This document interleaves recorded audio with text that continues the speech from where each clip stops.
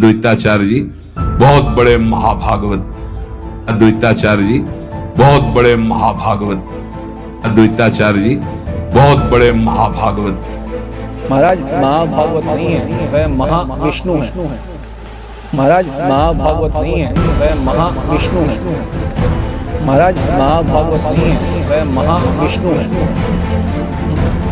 बताइए, आपको अद्वैताचार्य के बारे में ज़्यादा पता है या जो अद्वैताचार्य जी की उपासना हमारे को प्राप्त हुई है, हमारे को ज़्यादा पता होगा कि अद्वैताचार्य जी कौन है? महाराज ये इतने बड़े पुरुष हैं अद्वैताचार्य कि इनके रोम कूपों से ब्रह्मांड निकलते हैं।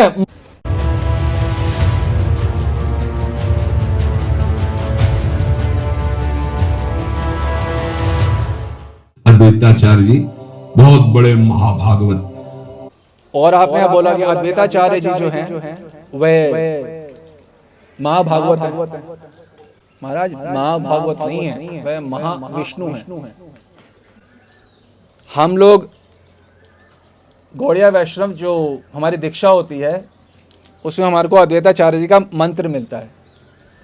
और जो अद्वैताचार्य का मंत्र है और गायत्री है, उस गायत्री में एक शब्द आता है महाविष्णवे धीमहि। ये जो अद्वैताचार्य हैं इनका ध्यान करते हैं कि ये महाविष्णु है। बताइए, आपको अद्वैताचार्य के बारे में ज़्यादा पता है या जो अद्वैताचार्य जी की उपासना हमारे को प्राप्त हुई है, हमारे को ज़्यादा पता होगा कि अद्वैताचार्य जी कौन है?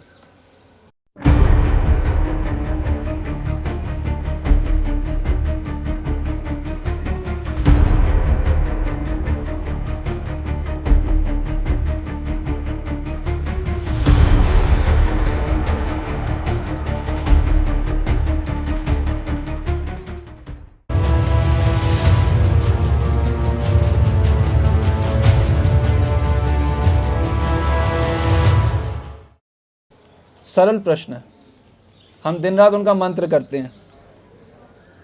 महाविष्णवे धीमहि, वह महाविष्णु है। महाविष्णु महापुरुष नहीं है, महाविष्णु है, ईश्वर हैं। जो बताया कि महाप्रभु का जो प्रकट होना ये बहुत बृहद घटना है। इसमें कौन कौन कभी सुना कि महाविष्णु भी प्रकट हुए हो? कभी सुना किसी लीला में? श्री चैतन्य महाप्रभु की लीला इतना ऐश्वर्यशाली है कि अद्वैताचार्य जो साक्षात महाविष्णु हैं वह भी भक्त रूप में आ रहे हैं। इसे कहते हैं परम भगवान श्री चैतन्य महाप्रभु। उनका ऐश्वर्य देखो।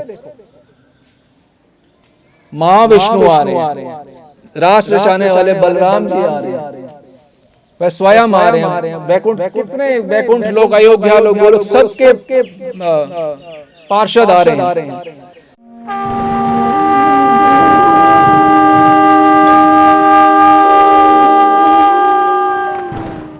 और महाविष्णु कौन है? जिनके जो रोम कूप, ये रोम होता है ना जब बाल, इसको रोम कहते हैं। अनंत रोम कूपों से एक एक रोम कूप से ब्रह्मांड निकलता है, जिसमें पृथ्वी और अन्य इतने करोड़ों करोड़ों लोग एक ब्रह्मांड एक रोम कूप से निकल रहे हैं। जैसे तो अनंत ब्रह्मांड निकल रहे हैं महाविष्णु के रोम। सोचो कितना विशाल होगा महाविष्णु का देह, वो कितने रोमकूप होंगे, अनगिनत। उतने रोमकूपों से अनंत ब्रह्मांड निकल रहे हैं। आप उनको बोल रहे हैं ये महापुरुष हैं। महाराज ये इतने बड़े पुरुष हैं अद्वैताचार्य कि इनके रोमकूपों से ब्रह्मांड निकलते हैं। महापुरुष जी नहीं है महाराज। थोड़ा विचार करो, थोड़ा अध्ययन करो, थोड़ा एकांतवास करो, एकांत अध्ययन करो तो समझ आएगा। ये बड़ी गूढ़ लीला है।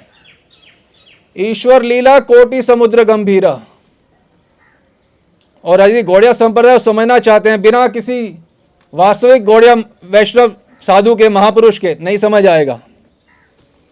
ये तो हम मंत्र गायत्री करते हैं श्री अद्वैताचार्य जी की। उसके अलावा आर्थवन तृतीय कांडे ब्रह्म विभाग वाक्य में वर्णन आता है, सर्व लक्षण युक्त ईश्वर प्रार्थित निज रसास्वादो भक्त रूपो विदित योगे स्यात् इति।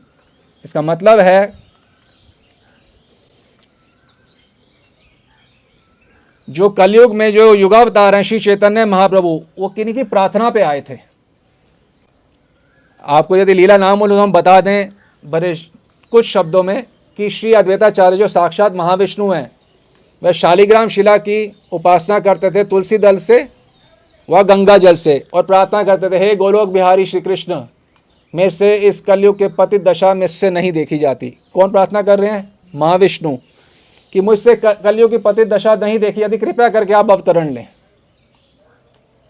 ये अद्वैताचार्य प्रार्थना करते हैं। और ये जो प्रार्थना जो की है, ये शास्त्रों वर्णित है, ईश्वर प्रार्थित निज रसास्वादो भक्त रूपो। ईश्वर प्रार्थित, जो अद्वैताचार्य प्रार्थना करिए, क्या बोला जा रहा है? ईश्वर प्रार्थित।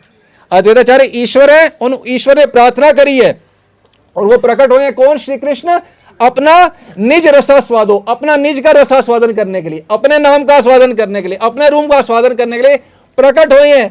पर प्रार्थना किसकी है? अद्वैताचार्य जी की। और वो कौन है? ईश्वर प्रार्थित निज रसास्वादो भक्त रूप हो।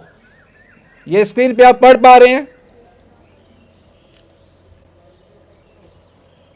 ईश्वर प्रार्थित, ईश्वर की प्रार्थना से, कौन है वो ईश्वर? अद्वैताचार्य महाविष्णु।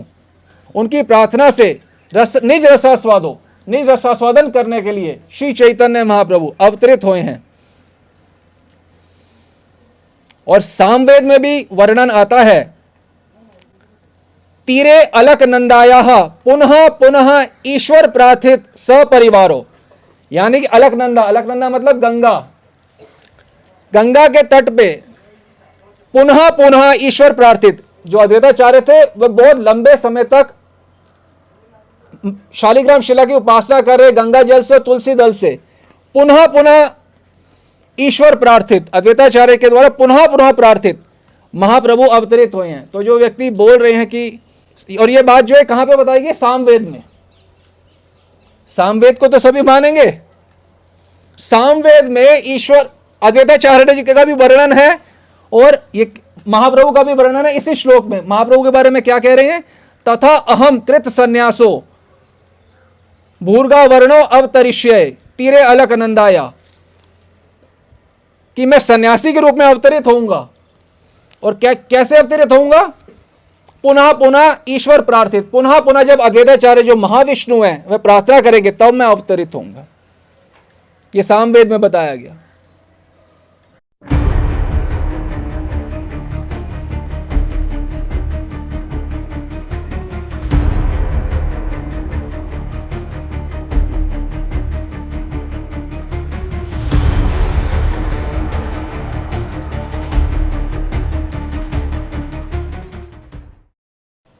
तो कृपया आपसे मन से तीनों धारणाएं हटा दें कि अद्वैताचार्य महाभागवत हैं, वो वीतराग अनुरागी श्री चैतन्य महाप्रभु हैं, भगवत अनुरागी, और नित्यानंद प्रभु क्रोध नहीं आता उनको, महाराज ये तीनों ईश्वर तत्व हैं, इनको भोग लगाते हैं तो तुलसी दल डाल के। अब क्या भगवत अनुरागी और ये क्या क्या शब्द बोलते हैं आप, किस स्तर का अपराध है, अभी तो आप इसी कल्पना भी नहीं कर सकते। ईश्वर को इंसान बोल देना, महापुरुष बोल देना, किस स्तर का ये अपराध है, ये भी नहीं बात समझ आती क्या?